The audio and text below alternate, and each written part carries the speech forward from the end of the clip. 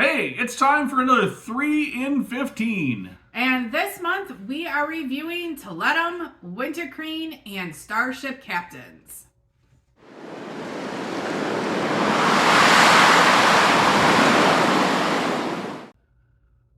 Welcome to Board&Dice. Hey, folks, I'm your host, the Cozy with the Most, and I am joined today by... Hi, I'm Suzanne, and welcome back to 3 in 15. This is our monthly review series where we review 3 games in under 15 minutes. These will be quick reviews on games that sometimes we've played a lot, but more often that we've only had a chance to get to the table once or twice. So, I can't believe it's been a month since we actually launched this series. Can you believe that? No, it's gone quick. Yeah, it has. It's been a fast month. We put out a lot of, I think, great content. And one of the things we wanted to take the time today is to thank all of you who have subscribed, watched the videos, left a comment, liked the video. We really appreciate that. It means so much to us.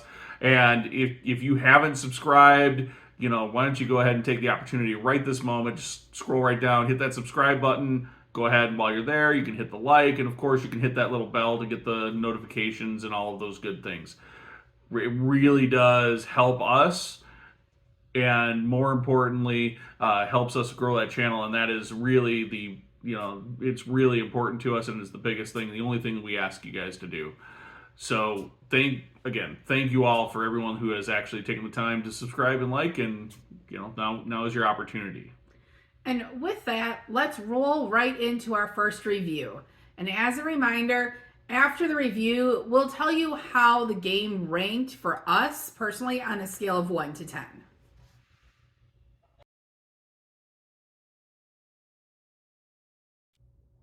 Our first game this month is Tiletum from Board&Dice. We were fortunate enough to find this game for about $60 from a local game store.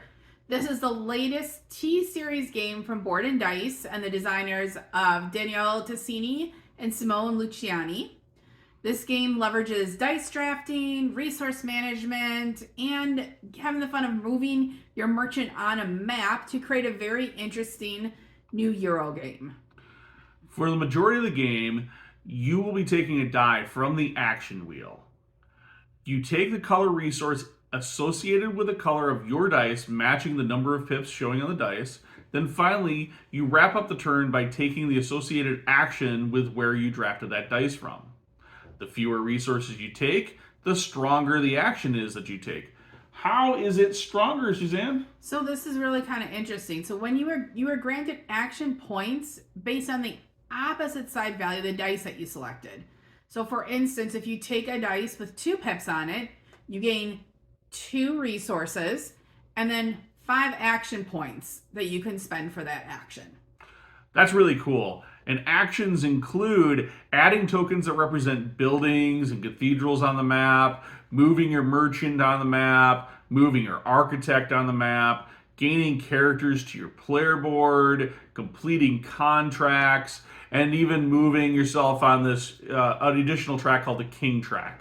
There are quite a few actions that you can, it's so many actions in this game that you just never quite are able to do all of the things you really want to do in a round, which is, I think, the classic thing when you talk about a Euro game. But when we talk about this, where do you think this fell? How do you rate this game, Suzanne? So for me, I played this game 3 times now. I'm rating this as a 5. It's definitely middle of the road. It's a good game. Components are nice. The theme does not come through that strong for me, and I just have not quite figured out the puzzle of this game for myself to really enjoy it and make my way through the game. Yeah, I have to agree with a lot of that. So this is probably my least favorite of the T-Series games right now. That said, we've only played it at 2 players, and maybe there's something magical that gets unlocked with this game with a higher player count. We really aren't sure yet. We're definitely going to get it at the table to experience it that way. My rating, though, is it's still a pretty good game. It's not one I'm going to go to the shelf and grab immediately every time, though, and be like, hey, I really want to play this, so I dropped it at a 6. A little bit stronger than you did as far as the way I feel about it, but this is, like I said, it's probably my least favorite in the T series. So um, we'll be looking forward to the next one that comes out.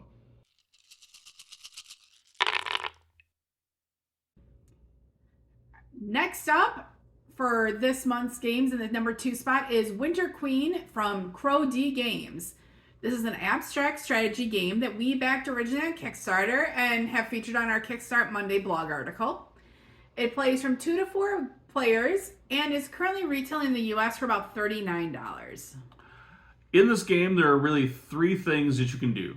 First off, you can just draft crystal from one of the available discs that are between you and another player that's sitting at the table. You then place that crystal on the map. Next, you can draft a crystal, again, drafting that crystal, but this time, instead of placing it on the map, you're going to place it on one of the 3 spell books that you've claimed in front of you. Finally, you can activate one of those spell books as an action. That's all the things you can do on your turn.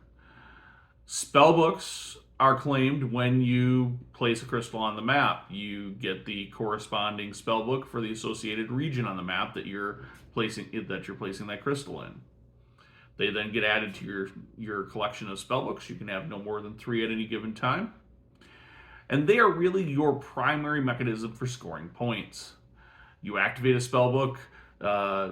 When you activate a spell book, it has to have 1 to 2 crystals on it in order to take that action. And when you do, you're going to basically, that's you casting these spells, and you're basically going to match patterns on the main game map to score points. So obviously, the game is going to resolve with whoever has the most points wins.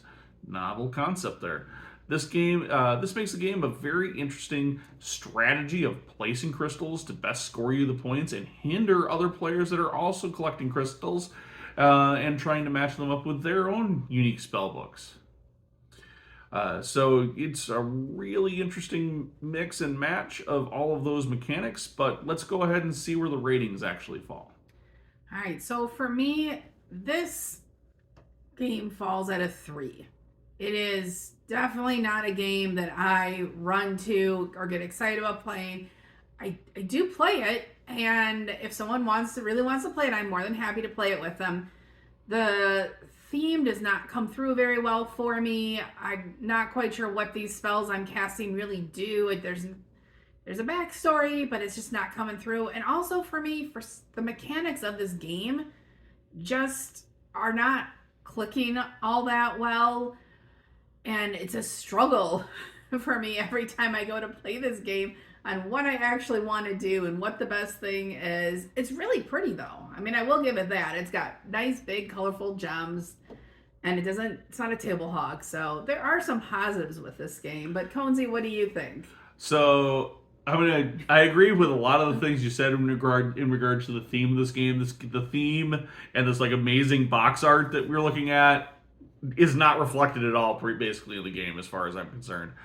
That said, for me, I really like this game and I love to get it to the table. So I actually have this game at an 8 for myself because I really do enjoy the game. I enjoy the mechanics of the game, the pattern matching, the collecting the crystals, the ability to potentially thwart one of my opponent's plans by placing a crystal in a spot on the map that isn't necessarily going to help them score points, or potentially doing other things that there's enough ways that I can interact with the opponent that I really enjoy that without it being a completely take that game.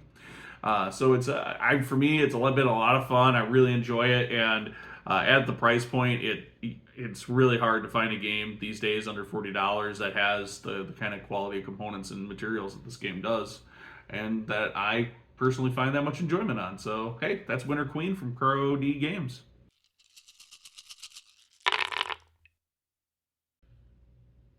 Next up for us is Starship Captains from Czech Games Editions.